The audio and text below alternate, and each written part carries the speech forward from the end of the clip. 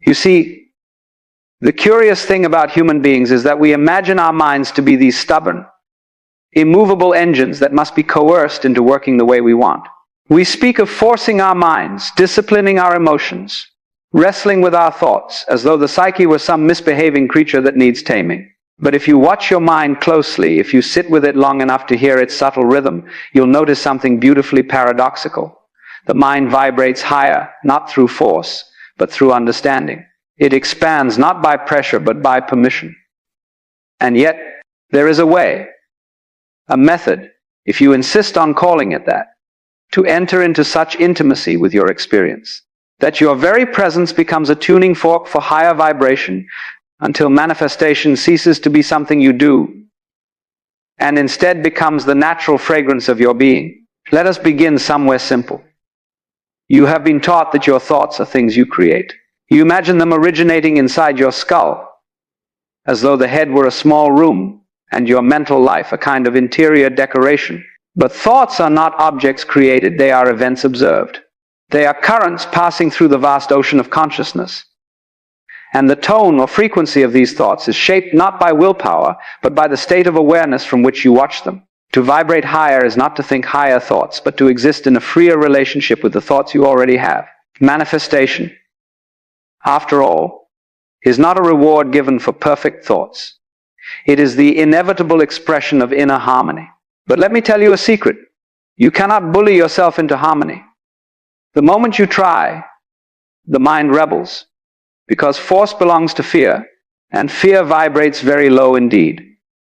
So when people ask, how do I force my mind to vibrate higher? I smile, because the trick, the delightful cosmic trick, is that forcing is the very thing that keeps you low. Instead, one must understand the nature of vibration itself.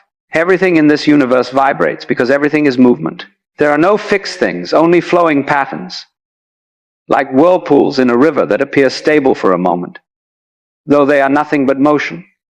You, too, are a pattern.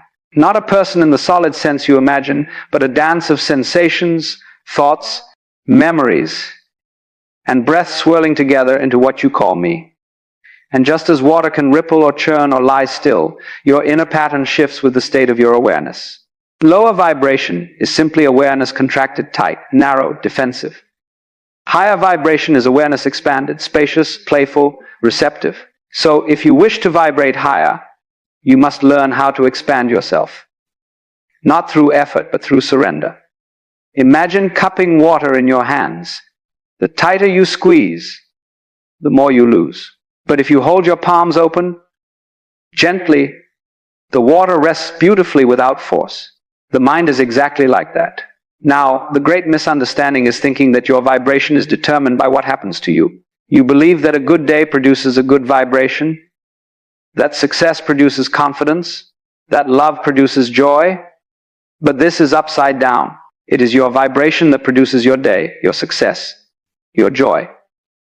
In a sense, your outer life is a lagging indicator. It shows you what frequency you have been vibrating at until now. To change the world you walk in, you must first change the world you walk with, the inner world, the world of felt awareness. So imagine for a moment that you are sitting beside a vast lake. The surface is agitated, rippling with wind, carrying the distorted reflection of the sky. This surface is your mind when you are reactive. When you cling to thoughts or chase emotions, when you try to control everything. The wind in this metaphor is life, its unpredictability, its noise, its uninvited challenges.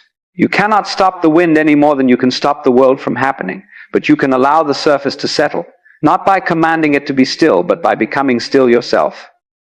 Then the lake clears, and only then does it reflect the sky accurately. This clear reflection that is higher vibration. Let us explore how this happens. You must realize that every thought you fight becomes stronger. Resistance is a strange glue. It attaches you to whatever you push away.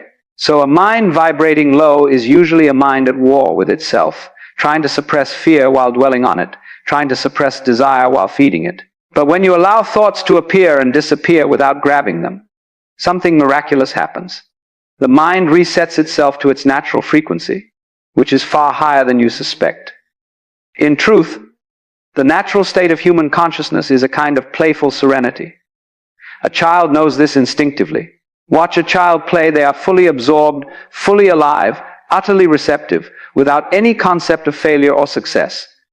They vibrate high because they have not yet learned to resist what is. So to vibrate higher, you are not striving to become something new.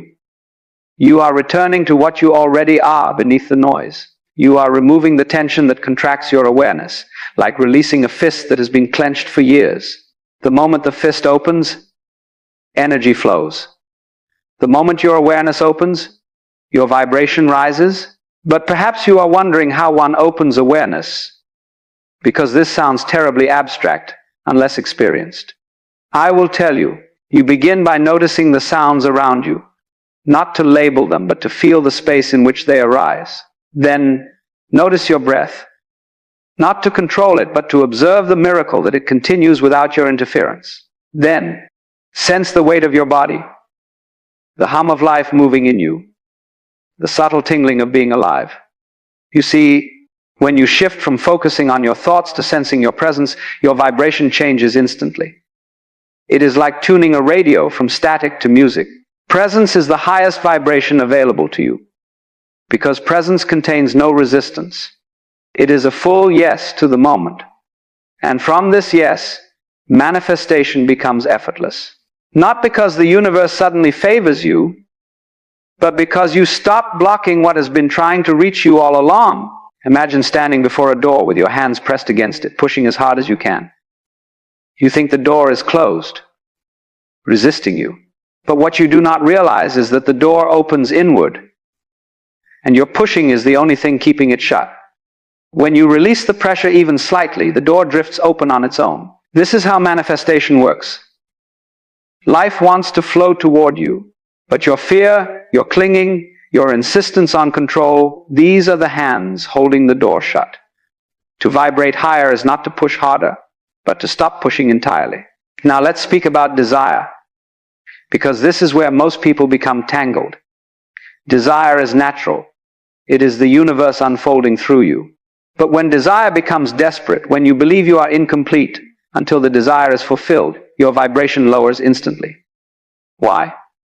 Because desperation means lack, and lack signals contraction. So the trick is to desire without clinging, to allow the wish to exist without making your happiness depend upon it. This creates space, and space is a high vibration. You may find, curiously, that when you want something lightly, almost playfully, it arrives far more quickly. This is not because the universe responds only to casual wishes, but because in the absence of desperation, your awareness expands and you become aligned with the natural flow of events.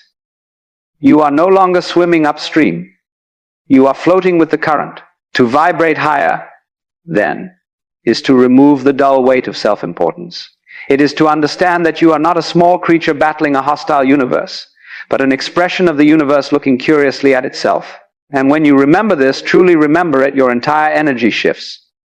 You no longer walk through life as though navigating a battlefield. You walk as though participating in a grand improvisation.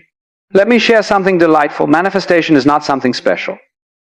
Everything you experience, every thought, every emotion, every coincidence is manifestation. The universe is constantly expressing itself through you, and you through it, like a dance with no clear beginning or end. When you manifest, you are not bending the universe to your will. You are aligning with a version of yourself that exists in a more harmonious relationship with what is. If you wish to force your mind to vibrate higher, you must see that force is gentle. It is not the force of muscle, but the force of understanding. Consider the sun. It nourishes life not by trying, but by shining. It does not grip the sky with tension. It floats effortlessly, radiating. In the same way, your mind vibrates higher when you allow yourself to radiate, when you stop absorbing every passing fear or doubt as though it were a command from heaven. And now, let us arrive at something important. You vibrate higher the moment you stop believing your thoughts, not rejecting them, simply recognizing them as suggestions rather than commandments. You are not your thoughts. You are the awareness in which thoughts appear. And awareness, being spacious, cannot vibrate low because it does not